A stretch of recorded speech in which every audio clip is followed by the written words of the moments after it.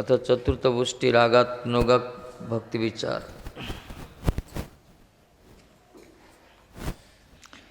ए पर्यंत आमरा केवल वैधि भक्ति विचार करियाछि।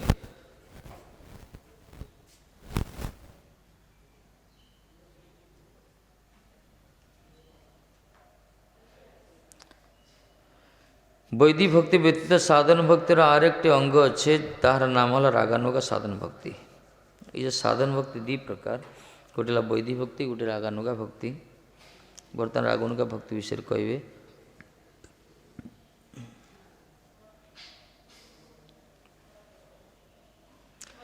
आमे पूर्व ही कही हरितोषण दुई प्रकार साधित है।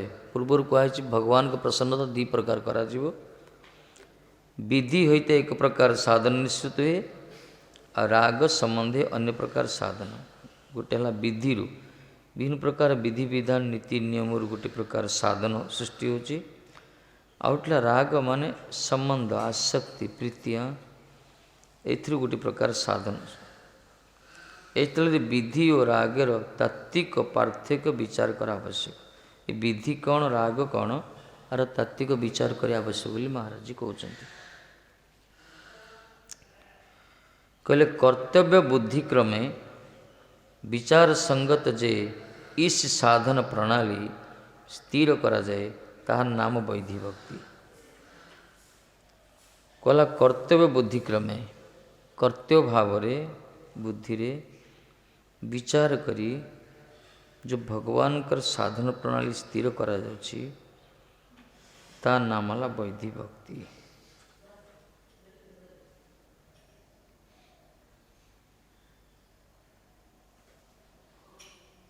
कर्तव्य बुद्धि क्रमे जो कर्तव्य बुद्धि जो रोची आर क्रम अनुसार धीरे धीरे धीरे भगवान कर भजन प्रणाली स्थिर करा ताकू विधि कहला। एथि बहुत नीति नियम सब रही। सब कर्तव्य बुद्धि होते जे नियम स्थिरीकृत है तार नाम विधि। एते जो नियम सब रखा जाए आपको कहला विधि। भगवान कर भजन करवाटा गोटे कर्तव्य कहगला, किंतु एक कर्तव्य को पालन करने विभिन्न प्रकार नियम रखा जाए। नियम भितर जन रोचंती जो साधन कर कहला विधि। आ गोटे है स्वाभाविक रुचि होते जे वृत्ति उत्तेजित है तार नाम राग।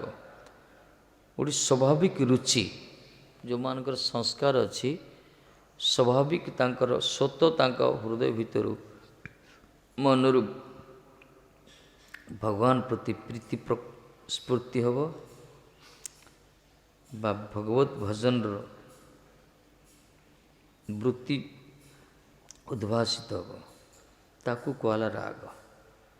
विधि मार्ग रुचि न थाए, विधि मार्ग कह जाए करने ये नियम भितर रखा जाए। इच्छा नथिले सु करने को पड़े, किंतु राग मार्ग तार प्रबल इच्छा से प्रबल इच्छा उत्साह से थाए भगवान को भजन करने। तेणु इष्ट वस्तुते स्वाभाविक परमाविष्ट ताई राग होया पड़े।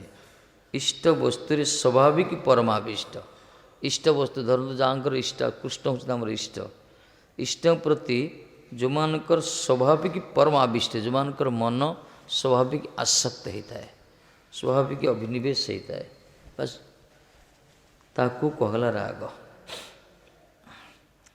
इष्टेश्वरसिकी राग परमाविष्टता भवेत तन्मयी जा भवेत भक्ति शत्र रागात्मिक उच्यते। हरिभक्ति विलास भक्तिर समुद्र सुंदर कहुई इष्टे स्वरसिकी राग इष्टेश्वरसिकी राग। इष्ट प्रति निजर ठाकुर जी को प्रति जो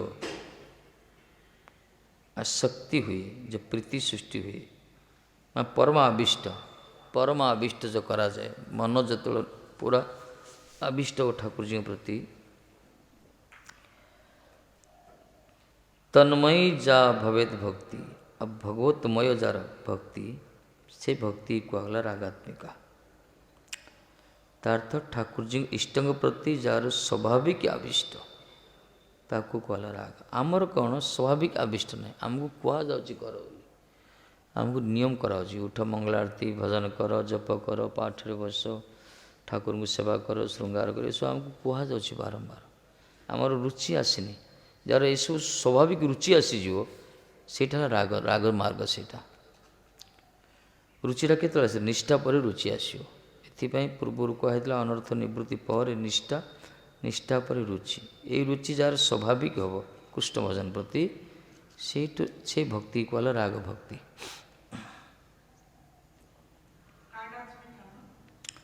ରାଗ, ରାଗ ଭକ୍ତି କୁହାଯାଇଛି।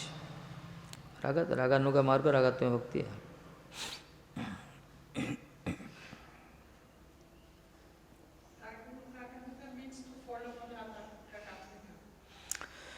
ରାଗ ଯେ ବସ୍ତୁର ପ୍ରତି ଧାବିତ ହୁଏ ସେଇ ବସ୍ତୁ ହିଁ ତାହାର ଇଷ୍ଟ ବସ୍ତୁ। ଯେଉଁ ବସ୍ତୁ ପ୍ରତି ଧାବିତ ହେଉଛି ରାଗ, ସେଇ ବସ୍ତୁ ତାର ଇଷ୍ଟ ବସ୍ତୁ। ରାଗ ମାନେ ପ୍ରୀତି, ଯେଉଁ ଆସକ୍ତି, ଯାହା ପ୍ରତି ଆସକ୍ତି ଧାବିତ ହେଉଛି ସେ ବସ୍ତୁଟା ହେଉଛି ତାର ଇଷ୍ଟ ସାଧକର। ରାଗ କାର୍ଯ୍ୟରେ ବିଚାର ଓ କର୍ତ୍ତବ୍ୟ ବିବେକର ପ୍ରୟୋଜନ ନାହିଁ। ଯେଉଁମାନେ ରାଗ ମାର୍ଗରେ ରହୁଛନ୍ତି, ରାଗାତ୍ମିକା ଭକ୍ତି, ରାଗାନୁଗା ବିଚାର ଯେଉଁମାନଙ୍କର ଭକ୍ତି, ସେମାନେ କୌଣସି କର୍ତ୍ତବ୍ୟ ଅକର୍ତ୍ତବ୍ୟ ବିବେକ ପ୍ରୟୋଗ, ତାଙ୍କର କିଛି ଆବଶ୍ୟକ ନାହିଁ। କର୍ତ୍ତବ୍ୟ କ'ଣ ଅକର୍ତ୍ତବ୍ୟ କ'ଣ ତାଙ୍କର ବିବେକ ନାହିଁ। ସେମାନେ ତ ସବୁବେଳେ ଭଲ ପାଆନ୍ତି ଠାକୁରଜୀଙ୍କୁ। ତାଙ୍କର କୌଣସି ଏସବୁ ବିଚାର ନଥାଏ। ଶୌଚ ଅଶୌଚ ଏସବୁ ବିଧି ବିଧାନ, ଆମର ଦୁନିଆ ପ୍ରକାର ଆଚମନ କରୁଛେ, ପ୍ରକ୍ଷାଳନ କରୁଛେ, କେତେ ପ୍ରକାର ସବୁ ବିଧାନ ରହିଛି, ସବୁ ନୀତି ନିୟମ ସବୁ ରହିଛି। କିନ୍ତୁ ରାଗାତ୍ମିକା ଭକ୍ତି ଏ ବିଚାର ନାହିଁ।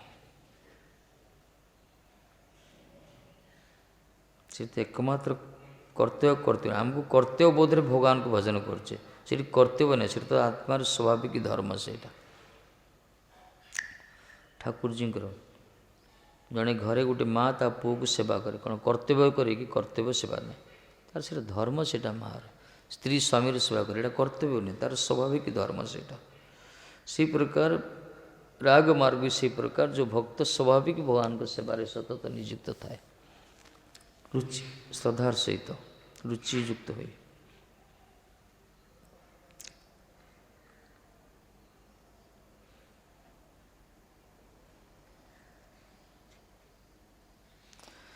ତେଣୁ ରାଗ ସିଦ୍ଧ ବୃତ୍ତି ସ୍ୱରୂପ। ଏ ରାଗ ମାର୍ଗଟା ହେଲା ସିଦ୍ଧ ବୃତ୍ତି। ସାଧନ କରି କରି ଯେଉଁମାନେ ସିଦ୍ଧିପ୍ରାପ୍ତ ହୁଅନ୍ତି, ସେ ସିଦ୍ଧମାନଙ୍କ ବୃତ୍ତି ଯାହା କୁହାଗଲା, ସିଦ୍ଧମାନଙ୍କର ଯେଉଁ ବୃତ୍ତି, ଯେଉଁ ଭଜନର ପରିପାଟି, ସେଇଟା ରାଗ ମାର୍ଗ। ଆମକୁ ସିଦ୍ଧ ନାହିଁ, ଆମକୁ ସାଧନ କରିବା ପାଇଁ କୁହାଯାଉଛି। ଆମର ସେ ବିଭିନ୍ନ ପ୍ରକାର ଅନର୍ଥ ଅଛି, ବିଭିନ୍ନ ପ୍ରକାର କୁସଂସ୍କାର ଅଛି, ଆମକୁ ଭଜନ କରିବା ପାଇଁ ବାଧ୍ୟ କରାଯାଉଛି, ନୀତି ନିୟମ ଭିତରେ ରହିବା ପାଇଁ କୁହାଯାଉଛି ଆମକୁ। ଜଡ଼ବଦ୍ଧ ଜୀବର ଆତ୍ମାର ଯେ ରାଗ ছিল, ତାହା আত্ম দেহাভিমান রূপ বিকৃতি উপস্থিত হয়ে ইন্দ্রিয়ার্থকে বিষয় বলিয়া বরণ করিয়াছে। এই যে রাগ শব্দটা, রাগ মানে যে প্রীতি, যে স্নেহ, যে আসক্তি, এটা আত্মার ধর্ম, ଆତ୍ମାର ଲକ୍ଷଣ ଇଏ। କିନ୍ତୁ ଯେଉଁମାନେ ଜଡ଼ରେ ଆବଦ୍ଧ ହେଇକି ଅଛନ୍ତି, ସେମାନେ କ'ଣ କରନ୍ତି? ଏଇ ଆତ୍ମାର ବୃତ୍ତିଟାକୁ ସେମାନେ ଦେହ ପ୍ରତି ହିଁ ପ୍ରୟୋଗ କରନ୍ତି। ମାନେ ଆତ୍ମାର ବୃତ୍ତି ଯେଉଁ ସ୍ନେହ, ପ୍ରୀତି, ମମତା, ସେମାନେ ଦେହଟାକୁ ଭଲ ପାଆନ୍ତି, ଦେହଟାକୁ ପ୍ରୀତି କରନ୍ତି। ଏଥିପାଇଁ ଦେହାଭିମାନ ତାଙ୍କର ବିଚାର ସବୁ ବିକୃତି ହୋଇଯାଏ। ଏଇଥିପାଇଁ ସେମାନେ ଇନ୍ଦ୍ରିୟ ବିଷୟ ପ୍ରତି ସବୁବେଳେ ଆସକ୍ତ ହୁଅନ୍ତି ବା ଇନ୍ଦ୍ରିୟ ବିଷୟକୁ ସବୁବେଳେ ଗ୍ରହଣ କରନ୍ତି। କିନ୍ତୁ ଯେଉଁ ମହାପୁରୁଷଙ୍କର ଆତ୍ମାର ଧର୍ମ ଯେଉଁ ସ୍ନେହ ବା ରାଗ କୁହାଗଲା, ସେଇଟା ଯାହାର ଭଗବାନ ପ୍ରତି ଧାବିତ ହୋଇଥାଏ, ସେ ଜଡ଼ ଇନ୍ଦ୍ରିୟ ବିଷୟ ପ୍ରତି ଆକର୍ଷିତ ହେବନି, ଆଉ ଦେହ ଅଭିମାନ ତାର କିଛି ରହିବନି। ରାଗାନୁଗା ମାର୍ଗର ବିଚାର ଏ ପ୍ରକାର। ଯେଉଁମାନେ ଏଇ ପ୍ରକାର ମାର୍ଗରେ ଅଛନ୍ତି, ସେମାନଙ୍କର ଶରୀର ସୁଖ ନଥାଏ। ତାଙ୍କର ଗୋପୀମାନଙ୍କର ଶରୀର ସୁଖ ନଥିଲା। ତାଙ୍କର ପ୍ରତ୍ୟେକଟା ଶୃଙ୍ଗାରାଦି କାର୍ଯ୍ୟ ମଧ୍ୟ ସବୁକିଛି ଭଗବାନଙ୍କ ପାଇଁ ଉଦ୍ଦିଷ୍ଟ। ଏହି ହେଲା ରାଗ ମାର୍ଗ। ମହାଭାଗବତ ମହାପୁରୁଷମାନେ ସେହି ପ୍ରକାର। କିନ୍ତୁ ଏ ଯେଉଁ ସ୍ନେହ ପ୍ରୀତି ମମତା ଆସକ୍ତି ଏସବୁ ଆତ୍ମାର ଧର୍ମ। ଏସବୁ ଯେଉଁମାନେ ବାହ୍ୟ ଲୋକ ପ୍ରତି ବାହ୍ୟ ବସ୍ତୁ ପ୍ରତି ସମ୍ବନ୍ଧ ସ୍ଥାପନ କରନ୍ତି, ସେଇଠି କ'ଣ ହୁଏ? ପ୍ରକୃତ ଧର୍ମଟା ବିକୃତ ହୋଇଯାଏ। ଆତ୍ମାର ସ୍ୱଭାବ ଧର୍ମକୁ ପରମାର୍ଥ ପଥରେ ବିନିଯୋଗ କରିବା କଥା। ଏସବୁ ଧର୍ମକୁ ଆମେ ଜଗତ ପ୍ରତି ପ୍ରୟୋଗ କରୁଛେ, ଏଥିପାଇଁ ଜଗତରେ ବାନ୍ଧିକି ରହୁଛନ୍ତି, ଯେଉଁମାନେ ଆବଦ୍ଧ ହୋଇ ରହୁଛନ୍ତି, ଦେହ ପ୍ରତି ଅଭିମାନ ଆସୁଛି। ଆତ୍ମା ଦେହାଭିମାନ ରୂପ ବିକୃତ ଆସିଗଲା। ସେଥିପାଇଁ ଇନ୍ଦ୍ରିୟ ସୁଖକୁ ସେମାନେ ଚାହୁଁଛନ୍ତି। କାହାର ପୁଷ୍ପେ, କାହାର ଖାଦ୍ୟେ, କାହାର ପେୟ ବସ୍ତୁତେ, କାହାର ମାଦକ ଦ୍ରବ୍ୟେ, କାହାର ବସ୍ତ୍ରେ, କାହାର ଅଟ୍ଟାଳିକାଏ, କାହାର କାମିନୀର ପ୍ରତି ରାଗ ଧାବିତ ହୁଏ। ଏଇ ଯେଉଁ ରାଗ ଆସକ୍ତି ବା ଭଲ ପାଇବା ବା ସ୍ନେହ କରିବା, ଏଇଟା ପ୍ରକୃତରେ ଆତ୍ମାର ବୃତ୍ତି, ଆତ୍ମାର ଧର୍ମ ଲକ୍ଷଣ। ଏଇଟା ଜଣକୁ ପ୍ରୀତି କରିବା, ଜଣକୁ ସ୍ନେହ କରିବା, ଜଣଙ୍କ ପ୍ରତି ଆସକ୍ତି ହେବା, ଏଇଟା ଆତ୍ମାର ଧର୍ମ, ମାନେ ଚିନ୍ମୟ ଗୁଣ କୁହାଗଲା।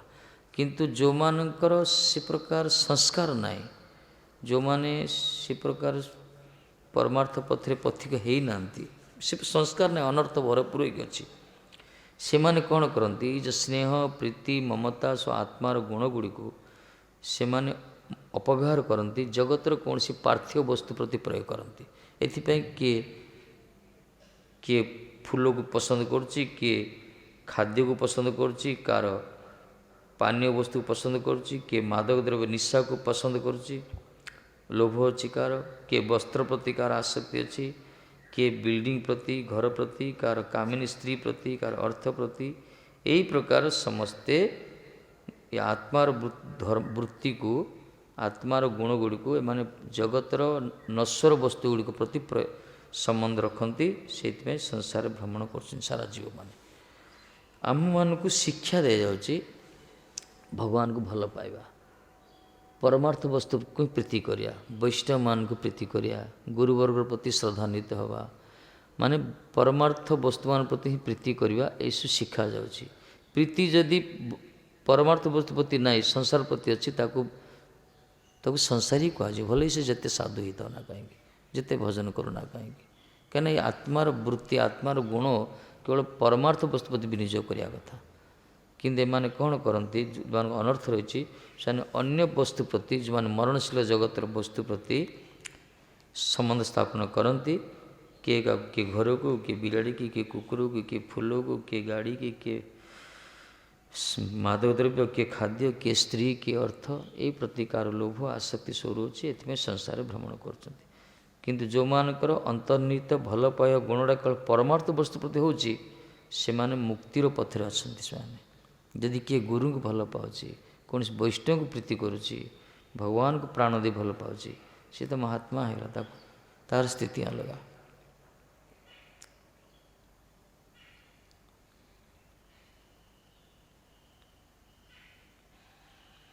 ତେଣୁ ଭକ୍ତି ତାକୁ ଆମ ପାଖରେ ଯାହା ଯାହା ଅଛି ଭଗବାନ ପ୍ରତି ପ୍ରୟୋଗ କରିବା, ପ୍ରଯୁଜ୍ୟ ହେବା ଦରକାର। ଆଖିଟା ଦେଇଛନ୍ତି ଠାକୁରଜୀ, ଆଖିରେ କେବଳ ପରମାର୍ଥ ବସ୍ତୁ ଦର୍ଶନ କରିବା, ବାହ୍ୟ ବସ୍ତୁ ଦର୍ଶନ କରିବା, କିନ୍ତୁ ଅନାସକ୍ତ ହେଇ କରିବା, ଯେତିକି ଆବଶ୍ୟକ ସେତିକି କରିବା ଦରକାର। ପ୍ରତ୍ୟେକଟା ଇନ୍ଦ୍ରିୟ ଯେମିତି ଇନ୍ଦ୍ରିୟାଧିପତିଙ୍କ ସେବାରେ ବିନିଯୋଗ ହେବା ଦରକାର।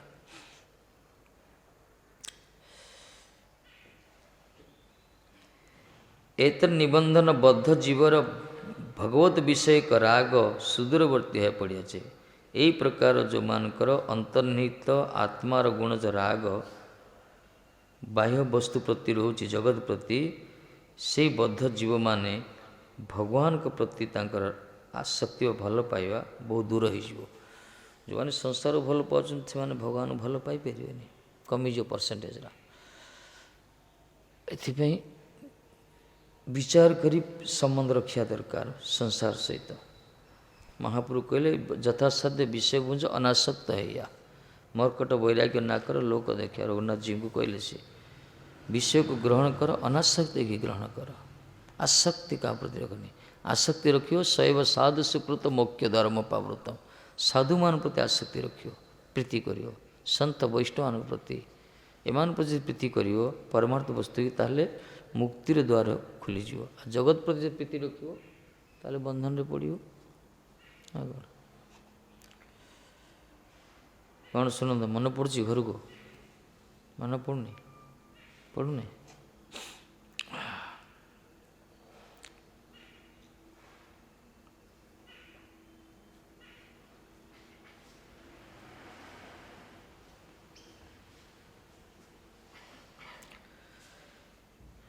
ତେଣୁ ଭଗବତ ବିଷୟ ପ୍ରତି ତା'ର ରାଗ ସୁଦୂରବର୍ତ୍ତୀ ହେଇଯିବ। ଏଇଥିପାଇଁ ଆମେ ସବୁ ବଦ୍ଧ ତ। ଗୁରୁବର୍ଗ ଆମକୁ କୃପା କରି ମହାପ୍ରଭୁଙ୍କର ବିଚାରରେ ଆମକୁ ଏସବୁ ବୈଧି ଭକ୍ତି ମାର୍ଗରେ ପଥିକ କରାହେଇଛି। ଆମକୁ କୁହାଯାଉଛି ଏସବୁ ଉଠେ, ଭଜନ କରେ, ଜପ କରେ, ପ୍ରସାଦ ପା, ଏସବୁ ଶିଖାଯାଉଛି ଆମକୁ। ଯେମିତି ଛୋଟିଆ ଛୁଆକୁ ଶିଖାଯାଏ, ଡାହାଣ ହାତରେ ଖାଇବୁ, ଖାଇଲା ପରେ ହାତ ଧୋଇବୁ, କି ପ୍ରକାର ସବୁ ଶିଖାଯାଉଛି। ଯେମିତି କଥା କହିବାର, ଚାଲିବାର, ସେମିତି ପରମାର୍ଥ ଜଗତରେ ଆମେ ଶିଶୁ ସଦୃଶ ଆମକୁ ଶିଖାଯାଉଛି। ଏଇଠି ପ୍ରଥମରୁ ଆମକୁ ଯେମିତି ଚକିବିଶ ଧରି ଲେଖାଯାଉଛି ଆମକୁ, ଏ ପ୍ରକାର ଗୁରୁବର ଶିଖଉଛନ୍ତି ଆମକୁ। ଏଠି ସବୁ ନୀତି ନିୟମ ସବୁ ରହିଛି। ଯେତେବେଳେ ଏଇ ପ୍ରକାର ଭଜନ କରି କରି ମହତ୍ କୃପାରୁ ଯେତେ ଆମର ରୁଚି ଆସିଯିବ ପରମାର୍ଥ ବସ୍ତୁ ପ୍ରତି, ସ୍ୱାଭାବିକ ରୁଚି ହେଇଯିବ, ଅନର୍ଥ ନିବୃତ୍ତ ହେଇଯିବ, ସେତେବେଳେ ରାଗାନୁଗା ଭଜନର ଆନନ୍ଦଟା ମିଳିବ। ସେତେବେଳେ ଏବେ ମିଳିବନି, ସେତେବେଳେ ମିଳିବ। ଲୋଭ ରଖିବା ଦରକାର। ଏବେ ଆଭାସ ମିଳିବ ଆନନ୍ଦର କିଛି।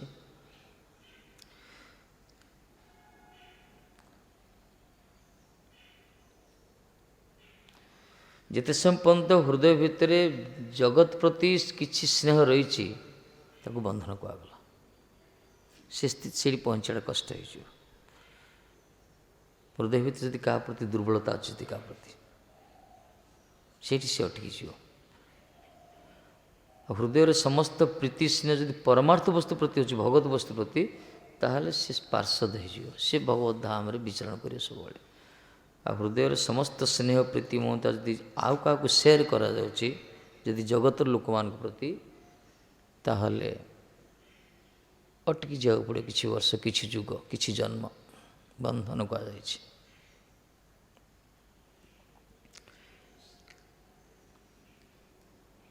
ତେଣୁ ଜଗତର କାର୍ଯ୍ୟ କର୍ତ୍ତବ୍ୟବୋଧରେ କରିବ, ବିଧିବିଧାନରେ କର୍ତ୍ତବ୍ୟ ଭାବରେ କରିବ, କିନ୍ତୁ ପରମାର୍ଥ ସାଧନ ଶ୍ରଦ୍ଧାନ୍ୱିତ ହେଇ କରିବ, ରୁଚିଯୁକ୍ତ ହେଇ କରିବ। କହିଲେ ରାଗ ସ୍ୱରୂପା ଭକ୍ତି ଜୀବେର ପକ୍ଷେ ବିରଳ ହେଇ ଉଠିଅଛେ। ବା ଏଇ ଯେଉଁ ଭକ୍ତି ନା, ଏ ଜୀବ ପକ୍ଷରେ ବିରଳ।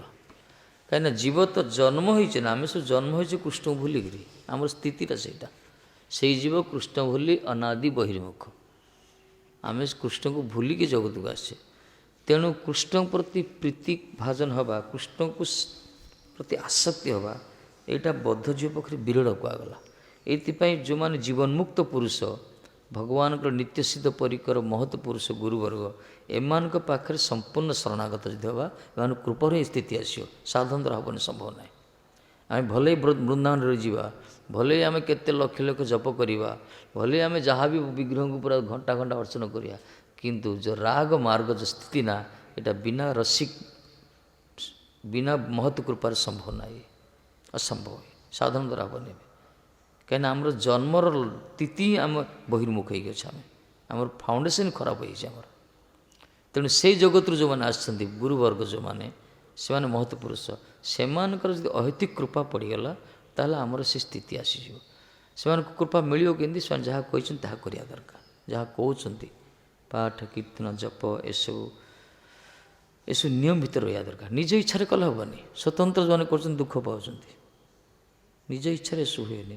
ଯେତିକି ତାଙ୍କ ନିୟମ କରୁଛନ୍ତି ସେଇଟା ହିଁ, ସେ ନିୟମ କରିବା ଦରକାର। ଯେତେ ସବୁ ଦେଖୁନ ଇସ୍କନ ସ୍ୱାମୀମାନେ ଯେତିକି ନିୟମ କରୁଛନ୍ତି, ସମସ୍ତେ ମାନୁଛନ୍ତି ଆଜି। ଏପରିକି ସେ ମନ୍ଦିର ରଙ୍ଗ ମଧ୍ୟ ପରିବର୍ତ୍ତନ କରୁନାହାନ୍ତି ସେମାନେ। ସେ ଯାହା ଯାହା କହିଛନ୍ତି ତାହା ହିଁ କରୁଛନ୍ତି ସେମାନେ। ସେଥିପାଇଁ ତାଙ୍କ ଭଜନର ଉନ୍ନତି କରୁଛନ୍ତି। Now changing little but is not good ବା ମୋଷ୍ଟ ଅଫ୍ ଦ ଟେମ୍ପଲ୍ ଦେ ଆର୍। ସେ ଯେତିକି କହିଛନ୍ତି ନା, ସେତିକି କରୁଛନ୍ତି। ମଙ୍ଗଳାରତୀ ପରେ ପରେ ସାଙ୍ଗେ ସାଙ୍ଗେ ବସିକି ଜପ କରିବ ବା ପାଠ କୀର୍ତ୍ତନରେ ବସିବ। ନିୟମ ଅନୁସାରେ ଗୁରୁ ଆରତୀରେ ସମସ୍ତେ କମ୍ପଲସରି ଆଟେଣ୍ଡ ସେଇଠି ଆମମାନଙ୍କ ଭଳିଆ ନା, ସେମାନେ କମ୍ପଲସରି ଗୁରୁ ଆରତୀରେ ସେମାନେ ନିହାତି ଆଟେଣ୍ଡ ହେବେ, ମଙ୍ଗଳ ଆରତୀ ତାଙ୍କର ବଢ଼େ ନିୟମ ଭିତରେ ରହୁଛନ୍ତି ସେମାନେ। ଆମର ସେ ସ୍ୱତନ୍ତ୍ରତା ହେଇଯାଉଛି ଏଇଠି, ତେଣୁ ଆନନ୍ଦ ମିଳୁନି। ଏସବୁ ଅଭିମାନର କ୍ରିୟା, ଶରଣାଗତର ଅଭାବ। ଗୁରୁମୁଖ ପଦମ ବାକ୍ୟ ଏ ପ୍ରକାର କଲେ ହିଁ ନିଜର ସ୍ୱତନ୍ତ୍ରତାକୁ ପରିହାର କରି, ସ୍ୱଇଚ୍ଛାଟାକୁ ପରିହାର କରି ସମ୍ପୂର୍ଣ୍ଣ ଗୁରୁବାନୁଗତ୍ୟରେ ଯଦି ନିୟମ ଭିତରେ ରହିବ, ନିଜେ ନିୟମ ତିଆରି କଲେ ହେବନି, ଯେଉଁଟା ନିୟମ କରାଇଛି ସେଇଟା ପାଳନ କରିବା ଦରକାର। ରହିଲେ ହିଁ ଧୀରେ ଧୀରେ ଜଣେ ଭଜନ ମାର୍ଗରେ ଉନ୍ନତି କରିବ, ଜଣେ ରାଗାନୁଗ ମାର୍ଗକୁ ଉନ୍ନତି ହୋଇପାରିବ। ଆଉ ସ୍ୱତନ୍ତ୍ର କରି କଲେ ଅଟକିଯିବ, ସେ ଶରଣାଗତର ଭାବ ହୋଇଯିବ ସେଠି। ଏଥିପାଇଁ କହିଲେ ପରା ରାଗ ସ୍ୱରୂପ ଭକ୍ତି, ଏ ଯେଉଁ ଭକ୍ତି ଯେଉଁଠି କର୍ତ୍ତବ୍ୟ ଅକର୍ତ୍ତବ୍ୟ ବିଚାର ନଥିବ, ଯେଉଁଠି କୌଣସି ବିବେକର ବିଚାର ନଥିବ, ଯେଉଁଠି ସ୍ୱାଭାବିକ, ଯେମିତି ଜଳର ସ୍ୱାଭାବିକ ଧର୍ମ ହେଉଛି ନିମ୍ନଗାମୀ, ଅଗ୍ନିର ସ୍ୱାଭାବିକ ଧର୍ମ ହେଉଛି ଊର୍ଦ୍ଧ୍ୱଗାମୀ, ସେହି ପ୍ରକାର ରାଗାନୁଗା ଭକ୍ତିର ସ୍ୱାଭାବିକ ବୃତ୍ତି ହେଉଛି କୃଷ୍ଣାନୁରାଗୀ, କୃଷ୍ଣ ପ୍ରତି ଧାବିତ, ଶୟନେ ସପନେ ଜାଗରଣ ସବୁବେଳେ ଠାକୁରଜୀ ଚିନ୍ତା ସ୍ଫୂର୍ତ୍ତି হবে, ସବୁବେଳେ ସେଇ ଲୀଳା, ସେ କୁଞ୍ଜ, ସେହି ସୁସ୍ଫୂର୍ତ୍ତି ସବୁ।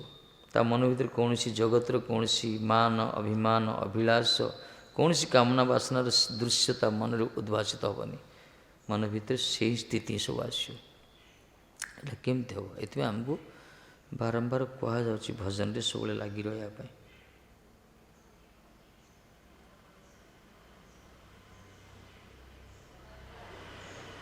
ତେଣୁ ବିରଳ କୁହାଗଲା ଜୀବ ପକ୍ଷରେ। ଏ ସ୍ଥଳରେ ହିତାହିତ ବିଚାରପୂର୍ବକ ଭଗବତ ସାଧନ ଏକମାତ୍ର। ଏଣୁ ବଦ୍ଧ ଜୀବ ପ୍ରତି ରାଗାନ ସ୍ୱରୂପ ଭକ୍ତି ଏଇଟା ବିରଳ, ଏଇଟା କେବଳ ପାର୍ଷଦମାନଙ୍କର, ପରିକରମାନଙ୍କର, ବ୍ରଜବାସୀମାନଙ୍କର ଇଏ ସମ୍ପତ୍ତି। ବଦ୍ଧ ଜୀବମାନଙ୍କ ପ୍ରତି କ'ଣ କୁହାଗଲା? ହିତ ବିଚାରପୂର୍ବକ, ହିତ କ'ଣ ଅହିତ କ'ଣ, ମଙ୍ଗଳ କ'ଣ ଅମଙ୍ଗଳ କ'ଣ, ଏହି ପ୍ରକାର ବିଚାର କରି ଭଗବତ ଉପାସନା ଏକମାତ୍ର କର୍ତ୍ତବ୍ୟ, ଭଗବାନଙ୍କର ଉପାସନା କରିବା ଦରକାର। ତେଣୁକରି ପ୍ରତିକୂଳ ଅନୁକୂଳ ସୁବିଚାର ରଖାଯାଇଛି, ଆମକୁ ବିଭିନ୍ନ ପ୍ରକାର ନିୟମ ବିଧିବିଧାନ କରାଯାଇଛି, ମଙ୍ଗଳ ଅମଙ୍ଗଳ ବିଚାର ରଖାଯାଇଛି।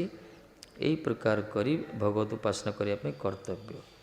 ଆମେ ସିଦ୍ଧ ବ୍ରଜବାସୀ ଭାବରେ ଆମେ ଭଜନ କରିପାରିବାନି, କଲେ ବି ଅପରାଧ ହେବ ସେଇଠି, ସେ ସ୍ଥିତି ନାହିଁ ଆମମାନଙ୍କର, ଆମେ ବଦ୍ଧ ଜୀବ କୁହାଗଲା। କାହିଁକିନା ସେଇଟା ସେମାନଙ୍କର, ଯେମିତି ହରିନାମ ହେଉଛି ମୁକ୍ତ କୂଳମାନଙ୍କର ଉପାସ୍ୟ, ସେଇଟା ଆମମାନଙ୍କର ନୁହେଁ, ବଦ୍ଧ ଜୀବ ପାଇଁ ନୁହେଁ, ଏଇଟା ମୁକ୍ତ ପୁରୁଷମାନେ ଉପାସନା କରନ୍ତି। ତଥାପି ମହତ୍କୃପା ଗୁରୁବର୍ଗ କ'ଣ କରୁଛନ୍ତି?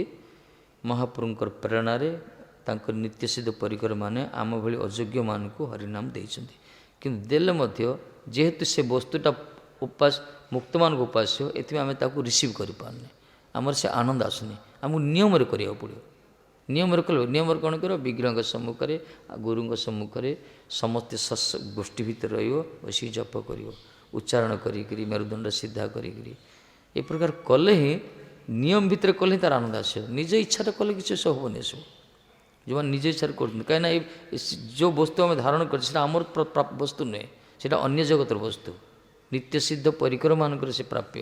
ଆମକୁ ଖାଲି ଯୋଗ୍ୟତା ବିଚାର ଦେଇଛନ୍ତି, ଖାଲି ଆମକୁ ଅଯୋଗ୍ୟ, ଆମର ଯୋଗ୍ୟତା ବିଚାର କିଛି ନାହିଁ, ଆମକୁ କୃପା କରି ଗୁରୁବର୍ଗ ପ୍ରଦାନ କରିଛନ୍ତି। କଲେ କ'ଣ ହେବ? ତା'ର ଅଧିକାରୀ ନାଉ ତ ଆମେ, ସେଥିପାଇଁ ଆମେ ଅଧିକାରୀ ହେବ କେମିତି? ଯିଏ ଦେଇଛନ୍ତି, ଯିଏ କହିଛନ୍ତି ଯେମିତି କେମିତି କରିବା ପାଇଁ, ସେଇଟା ପାଳନ କରିବା ଦରକାର। ଡକ୍ଟର ଔଷଧ ଦେଲା, ସେ ବି କହୁଛନ୍ତି ନା କେମିତି ଖାଇବା ପାଇଁ। ରୋଗୀ କହିବ ମୁଁ ମନ ଇଚ୍ଛା ଖାଇବି, ସକାଳ ଔଷଧ ସନ୍ଧ୍ୟାରେ ଖାଇବ, ଖାଇବା ପୂର୍ବରୁ ଔଷଧ, ଖାଇବା ପରେ ଖାଇବ, ଓଲଟା ପାଲଟା କରି ଖାଇବ, ଔଷଧ କାମ କରିବ? କାମ କରିବନି। ତେଣୁ ଡକ୍ଟର ଯିଏ ଚିକିତ୍ସା କରୁଛନ୍ତି, ଯିଏ ଔଷଧ ପ୍ରେସ୍କ୍ରାଇବ୍ କରୁଛନ୍ତି, ତାଙ୍କର ନିୟମ ଅନୁସାରେ ଆମେ ଖାଇବା ଦରକାର, ସେବନ କରିବା ଦରକାର। ସେହି ପ୍ରକାର ଆମେ ହେଲେ ଭବରୋଗୀ, ଏ ଭବରୋଗୀର ମହୌଷଧ ହେଉଛି ହରିନାମ, ତା'ର ଡକ୍ଟର ହେଉଛନ୍ତି, ମର୍ମଜ୍ଞ ଚିକିତ୍ସା ହେଉଛନ୍ତି ଗୁରୁବର୍ଗ। ଏମାନେ କୃପା କରି ହରିନାମ ମହୌଷଧ ଦେଇଛନ୍ତି, କିନ୍ତୁ ତାକୁ ଯେମିତି ପାନ କରିବା ପାଇଁ କହିଛନ୍ତି ସେମିତି କରିବା ଦରକାର। ମନ ଇଚ୍ଛା କଲେ ହେବନି, ଧରିକିରି ଫୋନ୍ରେ କଥା ହେଇ, ଧରିକିରି ବୁଲିକିରି, ଧରିକିରି ବା ଇଆଡ଼େ ସିଆଡ଼େ ଚାହିଁକିରି କଲେ ହେବନି। ବସିବ କରିବ, ଉଠିଲା ଟିକେ ପେନ୍ଲା ଆଉ ଟିକେ ବସିବ ଟିକେ କରିବ, ଏସବୁ ନିୟମ ଭିତରେ କରିବା ଦରକାର। କଲେ ହିଁ ତା'ର ଆସ୍ୱାଦନ ହେବ, ମନ ଇଚ୍ଛା କରିବ କିଛି ହେବନି। ତେଣୁ କହିଲେ ପୁରା ହିତ ଅହିତ ବିଚାର କରି ଭଗବତ ଉପାସନା ଏକମାତ୍ର କର୍ତ୍ତବ୍ୟ। ये भगवान उपासना आम मान मंगल अमंगल विचार करी पूर्वस्वरी मान सब नियम कर तो विचार कर शक्ति आमर ना आम मानकर केमती मंगल हम गुरुवर्ग कृपा करी सब विधान कर प्रभुपाद आदि रूपानुभव महाप्रभु आदि सब कृपा करी आमको कहते सब आम बद्ध जीवपाई भजन मार्ग कि प्रकार से पथर ही गले आमर मंगल हम तेणु यही हित अहित विवेक हित विधिर जन्म ये जो विधि जो कहगला हित अहित विवेक हित कौन अहित कौन आपको विवेक द्वारा विचार करी विधि सृष्टि है जो विधि मार्ग जो कहला ये सृष्टि है बद्ध जीव मानकर आत्यंतिक मंगल पाई महाप्रभु आ भगवान बा पूर्वश्री मान जो विचार करी सब नियम सब करगला विधि यू विधि मार्ग आसला किंतु जो मैंने रागानुगा भजन कर हित हित कर्तव्य कर्तव्य विचार किसी न था सांग तो स्वाभाविक प्रीति से स्वाभाविक प्रीति से जाई जमी कृष्ण यशोदा जो कृष्ण को खाया दौले जो स्तन्यपान करुले सी कौन से क्षीर तुलसी टी पकईकरी स्तन क्षीर पान करुले ना कौन नाई तो यशोदा के स्तन के दुग्धर क्षीर तुलसी पकईकी घंट बाड़ी गायत्री करी स्तनपान करुले किए ना से प्रकार आमको कहुच्छे जेहेतु आम बद्ध भूमिकार अच्छे आमर स्थिति आमको नीति नियमित रहा पड़ो कि जो मैंने से स्थिति जाऊँ जो मैंने यशोदा स्थिति पहुँचीजे जो मैंने गोपी मान स्थिति सखा मान स्थिति पहुँचे पीछे आवश्यक ना एपाई तो कृष्ण तो खेलुले सांगसाथी सहित खेलुले खेले खेले खेले धुआ गोड़ हाथ किसी धोई ना कि ना से धूली दूषित बसी सब किए कार ऐठा फईठा सब खाइले सब ब्रह्मा मध्य फेल हो गले बुझीपारे कहले ये कि भगवान खाद्य खाया पूर्व टे हस्तपद प्रक्षालन करिया दरकार मुख शौच करिया दरकार तापर खाद्य भी खाइब कार उच्छिष्ट खाया कथा नहीं खाद्य भी खाइब खाया समय साइलेंट हो खाया कथा या हो हल्ला कर सब ऐठा फोपड़ा छंपा झांपी खाऊँ हाथ गोड़ धोई ना ये कि भगवान कि रस अलगा से मार्ग अलगा से स्थिति अलगा जगतर स्थिति तेणु आमको नियम भितर रखा जाए